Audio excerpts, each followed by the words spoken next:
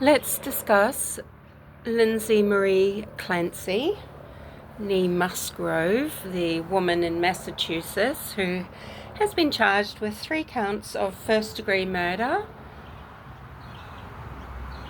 The defence is twofold: insanity and involuntary intoxication. They're going to have a tough time, I think.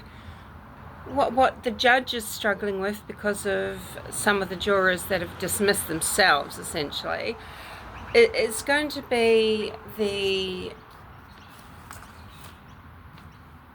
what do you call it when they give the instruction? Okay, so when they give instruction, the judge is going to have to give very good, clear instruction about the law in Massachusetts and what insanity really means, because it's a little bit different to what we think about, where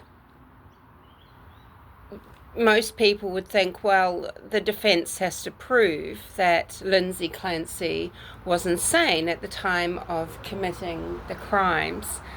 And that's not really all of it, or what it is in Massachusetts. So it's the requirement to show that the defendant lacked a substantial capacity either to appreciate the wrongfulness of their conduct or to conform their conduct to the requirements of the law due to mental disease or defect.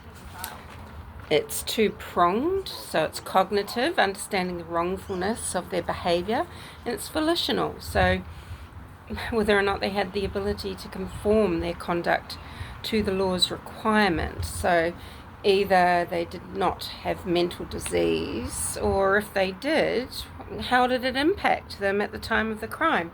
The burden of proof is on the Commonwealth to prove beyond a reasonable doubt that the defendant was criminally responsible at the time of the act. So, this is a little bit different to the prosecutor. I think it's McNaughton, the law, where the defense has to prove the person was insane and, not guilty because of their mental defect. Did Lindsay Clancy understand the law? So, having said that, I expect the judge to give a complete and correct instruction around drugs and mental illness. One juror, he had been seated, and I think this might have been number 2. He ended up standing up and just saying, look, I can't do this. Now that I know what this is regarding, I can't get through this. Just going to briefly touch on a few things point by point, just really in commentary to what people are saying about the case too, really.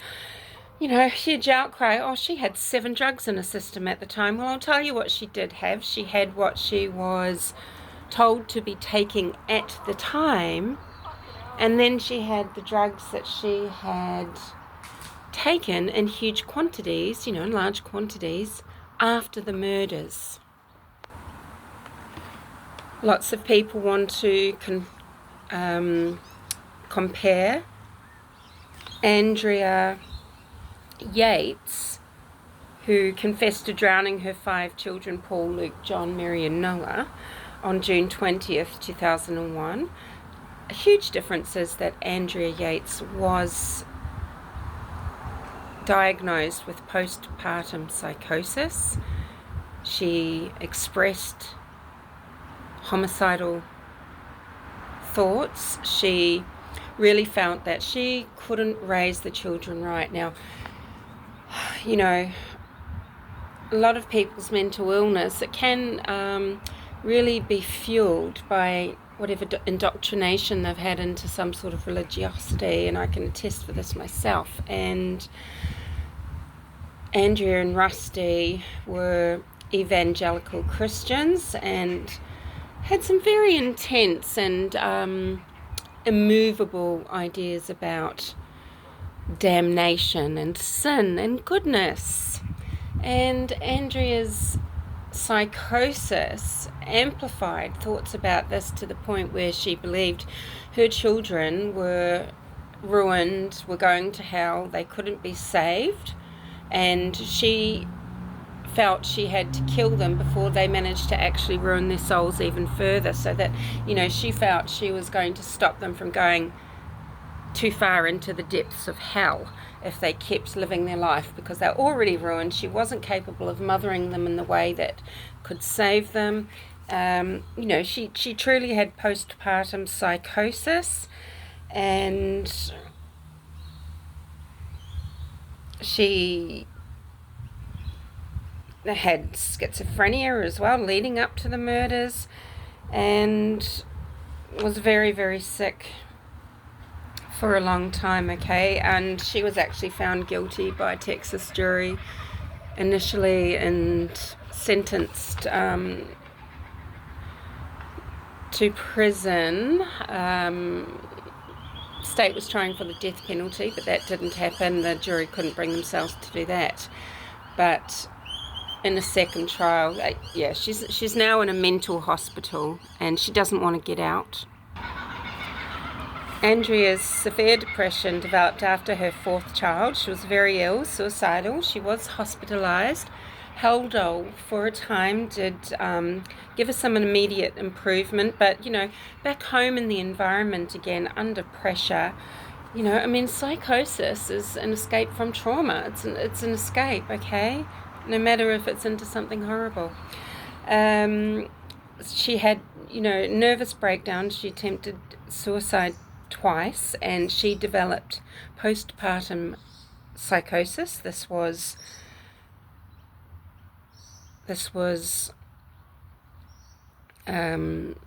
diagnosed. Her specialist told her and Rusty not to have any more children. She would be guaranteed to have psychosis if she did.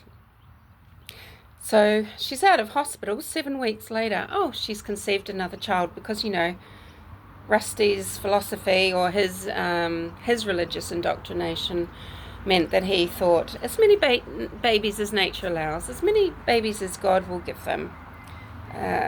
This is just brutalizing somebody. So, and then she gave birth to Mary. Now, Andrea didn't create the situation where Rusty left her alone, but Rusty was creating these situations whereby he thought, look, she just needs a kick in the pants. She needs to learn to be alone and stand on her own 2 feet. So he would devise that she would be alone for an hour in the morning and an hour in the evening. So he would leave for work, and then his mother would arrive an hour later. When he's left for work, Andrea has drowned the children. He wanted to make her less reliant on people, and he did it by putting his young children into danger, and, he's a bit of scum. Lindsay's created the situation where her husband at the time, Patrick, has left her alone briefly. And I don't think it says a lot about Patrick that Lindsay absolutely knew that he would do it. She knew he couldn't wait to have time alone. He would leave the house, drive off, get some time to think for himself, hear his own thoughts, maybe play some music, maybe play some telephone calls to wonder who. And that she would be alone in the house with these 3 young children, one of whom she really struggled with, and that was little Dawson, who was the little 3-year-old boy. And off Patrick doddled, didn't he?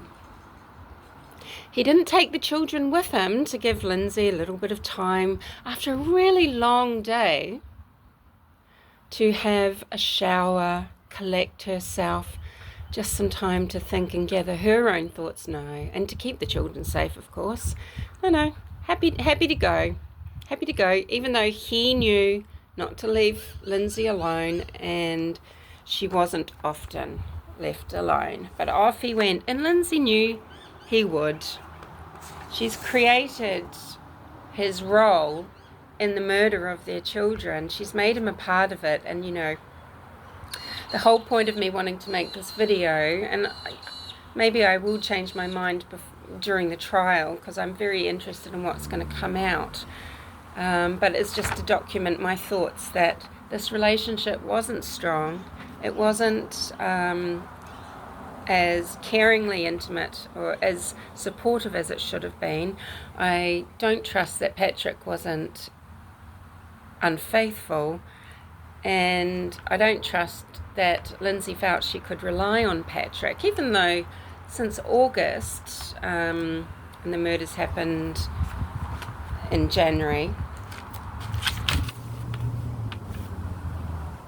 2023. In August 2022, he started working from home. But I don't think Lindsay really put much stock into Patrick's true commitment, because I think she felt resentful and like she was bearing the brunt. I mean, obviously as the woman, as the mother, she's at the mercy of the hormonal fluctuations in her body and the sheer exhaustion. Many women suffer just from utter sheer exhaustion.